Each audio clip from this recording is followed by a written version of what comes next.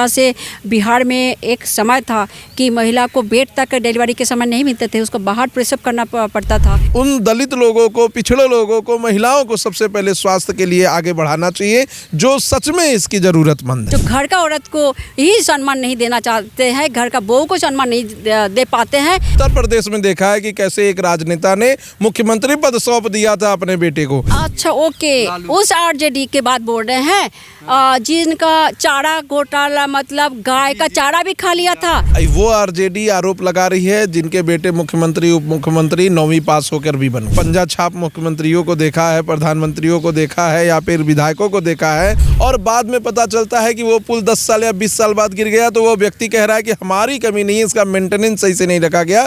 तो ऐसे व्यक्ति को तुरंत कटघरे में खड़ा करना चाहिए, क्योंकि देश के टैक्स पेयरों का पैसा उसमें लगा है। बंगाल चुनाव के बाद अब सबकी नज़र बिहार पे है, क्योंकि बिहार में मंत्रिमंडल का विस्तार हो रहा है। नीतीश कुमार जो पूर्व मुख्यमंत्री बिहार के रहे, उनके बेटे निशांत कुमार को इस समय स्वास्थ्य विभाग का मंत्रालय दिया गया। क्या वो स्वास्थ्य विभाग संभाल पाएंगे? इन्हीं तमाम सवालों को लेकर हम आज सुप्रीम कोर्ट मौजूद है। सुप्रीम कोर्ट के वरिष्ठ वकीलों से बात करते हैं। क्या कहेंगे सर, जिस तरीके से नीतीश कुमार के बेटे को, मुख्यमंत्री के बेटे को, पूर्व मुख्यमंत्री के स्वास्थ्य विभाग दे दिया गया? देखिए, मुझे नहीं लगता है कि इसमें कोई भी गड़बड़ी हुई है। मैं मानता हूं कि एक लोकतांत्रिक देश में अगर कोई राजनेता अपने बेटे को, जो कि पूर्व मुख्यमंत्री भी है और सुशासन बाबू के नाम से जाना जाता है, एक स्वास्थ्य मंत्री ही दे रहा है तो कोई बड़ी बात नहीं है। क्योंकि हमने उत्तर प्रदेश में देखा है कि कैसे एक राजनेता ने मुख्यमंत्री पद सौंप दिया था अपने बेटे को। तो कम से कम नीतीश जी ने इस चीज़ की तो गरिमा रखी कि उन्हें पहले स्वास्थ्य मंत्री दिया, नहीं तो उन्हें डिप्यूटी सीएम बना सकते थे। अपने हटने पर खुद उन्हें सीएम बना दिया जाता तो बहुत कुछ हो सकता था, लेकिन उन्होंने ऐसा नहीं किया।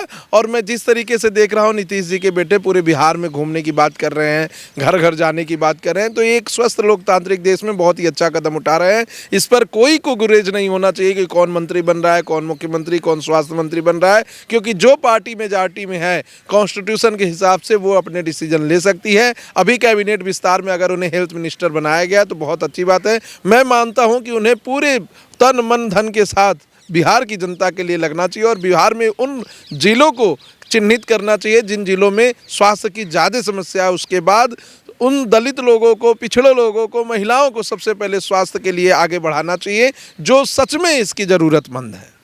नहीं, लेकिन एक विपक्ष की तरफ से, आरजेडी की तरफ से एक ट्वीट आया था कि अभी तक हमने चुनाव लड़कर जीतने के बाद मंत्रिमंडल में देखा है, तब हमारे ऊपर परिवारवाद का टैग लगा दिया गया। यहाँ तो डायरेक्ट बैकग्राउंड से घुसा दिया गया। देखिए, वो आरजेडी आरोप लगा रही है जिनके बेटे मुख्यमंत्री, उप मुख्यमंत्री 9वीं पास होकर भी बन गए। तो कहीं ना कहीं मेरा मानना है कि ऐसे लोगों को तो बिल्कुल भी कमेंट नहीं करना चाहिए। और अगर मुलायम सिंह यादव को हटा दिया जाए तो अखिलेश यादव की क्या पहचान है, अगर लालू यादव जी को हटा दिया जाए तो तेजस्वी जी की क्या पहचान है, या फिर तेज प्रताप जी की क्या पहचान है। तो कहीं ना कहीं जो लोग खुद अपने पिता की वसीयत को संभाल रहे हैं, विरासत को संभाल रहे हैं, ऐसे लोगों को दूसरों के ऊपर टिप्पणी बिल्कुल नहीं करनी चाहिए। और रह गई बात नीतीश जी की, तो मेरा मानना है कि आगे आने वाले समय में एक अच्छे राजनेता बनेंगे, क्योंकि उनके पिता ने सुशासन के नाम पर बहुत विकास किया है बिहार का। और आरजेडी को तो ये सोचना चाहिए कि लालू यादव ने तो जंगल राज चलाया था, अगर उनके बच्चों को मिलेगा राज तो जंगल राज चलाएंगे, क्योंकि जिस तरीके से उनका मारपीट ये सब चीज़ था वो सबने देखा है। तो मुझे लगता है कि इस समय बहुत ही अच्छा डिसीजन लिया गया है, बशर्ते उस पर वो जो जिम्मेदारी दी गई है उस पर वो अमल करते हुए अच्छे राजनेता के तौर पर निकले। क्या लगता है कि निशांत अपने इस दायित्व को पूरा कर पाएंगे? मुझे पूरा भरोसा है कर पाएंगे। देखिए, भारत देश में ये माना गया है कि 25 साल से ऊपर का व्यक्ति कोई भी विधायक, सांसद चुन सकता है। तो जब 25 साल के व्यक्ति को ये माना जा रहा है कि वो डिसीजन एक विधानसभा सीट के लिए या लोकसभा सीट के लिए ले सकता है, तो कहीं ना कहीं मेरा मानना है कि निशांत बाबू जो पहले से बचपन से देखते आए कि कैसे उनके पिताजी ने पूरे राज्य को मैनेज किया है, और उनके ऊपर तो धरोहर के तौर पर उनके पिताजी हैं। कहीं अगर कोई कमी होगी तो अपने पिताजी से सलाह मशवरा भी ले लेंगे, कुछ अड़चन आएगी तो उनसे जानकारी ले लेंगे और अपने इस विभाग को कहीं ना कहीं अच्छे से चला लेंगे। तो मेरा मानना है कि इसमें किसी को कोई दुरेज नहीं होना चाहिए, कुरेज नहीं होना चाहिए। उनको एक बार विश्वास करके देखना चाहिए। हमने तो ऐसे ऐसे पंजा छाप मुख्यमंत्रियों को देखा है, प्रधानमंत्रियों को देखा है या फिर विधायकों को देखा है जिनका डिसीजन दूसरा कोई लेता था। तो कम से कम एक व्यक्ति चुना गया है और जो बीटेक भी पास है, कई सारी डिग्रियां रखे हैं, तो उनका स्वागत होना चाहिए। लेकिन वही तो कह रहे हैं आरजेडी की तरफ से मुख्यमंत्री तो 7वीं फेल है। तो वही मैं कह रहा हूँ कि ऐसे लोग कैसे दूसरे के ऊपर आरोप लगा देंगे जो खुद 7वीं 9वीं फेल हों।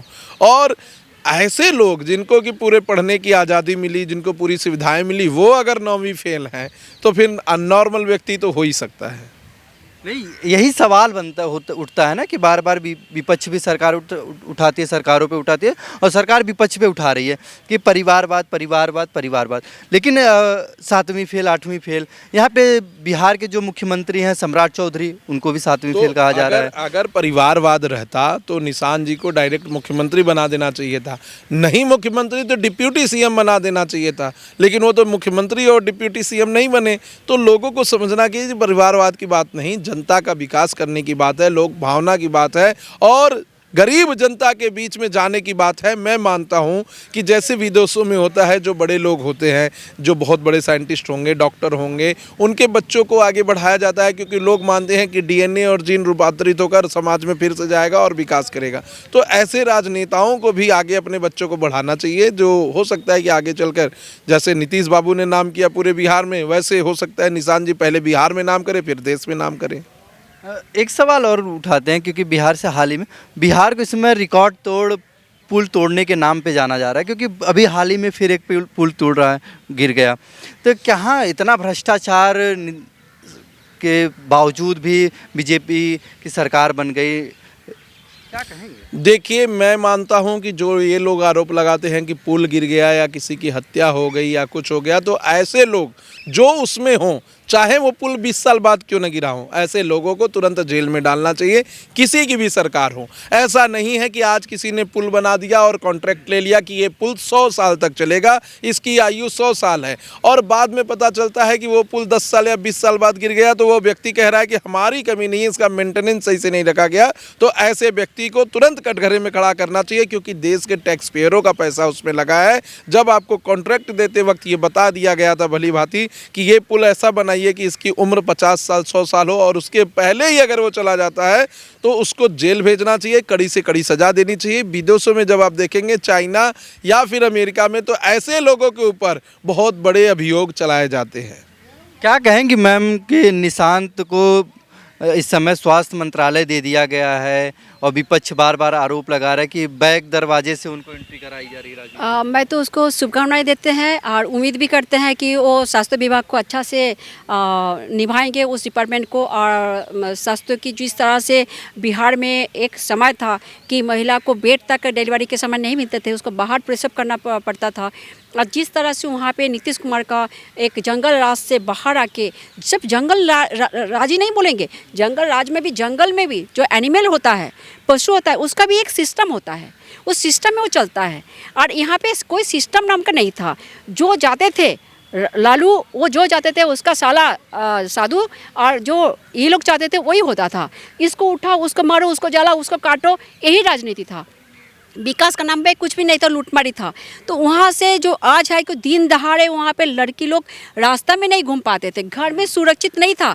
जो आप बंगाल में देख रहे थे, ये कभी उसी राज्य में था कि हिम्मत नहीं होता था कि कोई स्कूल कॉलेज में जाके दिखाए लड़की। और आज वहाँ से नीतीश कुमार जिस तरह से बिहार का जो पहले शासन था, जो इतिहास में सबसे गौरवमय एक जगह था बिहार का, उसको प्रयास किया आगे लाने के लिए, और जिस तरह से डेवलप किए हैं, तो उसके लिए तो वो बहुत साधुवाद की बात है। और उनका बेटा अच्छा घर का एक अच्छा सुशिक्षित लड़का है, और उसको क्वालिटी है इसको बनने के लिए, और इसीलिए उन्होंने दिया गया है। और विपक्ष मतलब आप किसको बोलना चाहते हैं? अरे आरजेडी हो गई, वहाँ विपक्ष में आरजेडी। अच्छा, ओके, उस आरजेडी के बात बोल रहे हैं जिनका चारा घोटाला, मतलब गाय का चारा भी खा लिया था। अच्छा, तो वो जब जेल गया था ना, उनका अनपढ़ गवार अंगूठा छाप उस मम्मी को, माने उसका पत्नी को, लालू जी का सीएम बना था हमको। आप भूल गए क्या वो बात? और उसका खानदानी दोनों बेटा राजनीति में आ जाता है, जिसका कुछ भी राजनीति का पता नहीं है, फेल आउट है। वो भूल गया कि उसका अम्मा, उसका माँ, उसका मम्मी क्या पास था। जिसको जब लालू जी जेल से आते हैं, वो कितना दिन राबड़ी देवी बिहार में राज किया था, और उसका पीछे से बोल जाता था, एक क्वेश्चन का जवाब देना उनको नहीं आते थे, और वो पीछे से कोई बोलता था, उसी को सुन के बोलते थे। उस आरजेडी बोल रहे हैं क्या? थोड़ा सा पीछे घूम के देख के बोलने बोलो, तभी उसको पता चलेगा कि हम दूसरे के ऊपर जो बोल रहे हैं हमारा पीठ पीछे क्या है। पहले आपका वजूदी करो। नीतीश कुमार का बेटा के बारे में ऐसा कोई भी चीज़ अभी तक नहीं है पब्लिक के सामने आया जो तुम लोग का परिवार के ऊपर आया है।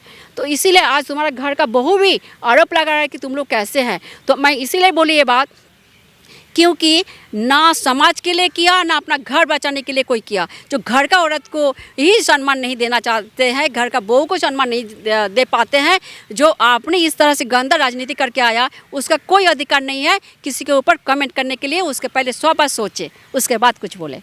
जी धन्यवाद। यह बिहार चुनाव को लेकर निशांत को जिस तरीके से स्वास्थ्य मंत्रालय दिया गया उस पर बहुत विवाद चले हैं। इन तमाम विवादों पर हम गंभीरता से नज़र रखे हुए हैं। तब तक के लिए हमारे साथ बने रहिए। जय हिंद, जय भारत।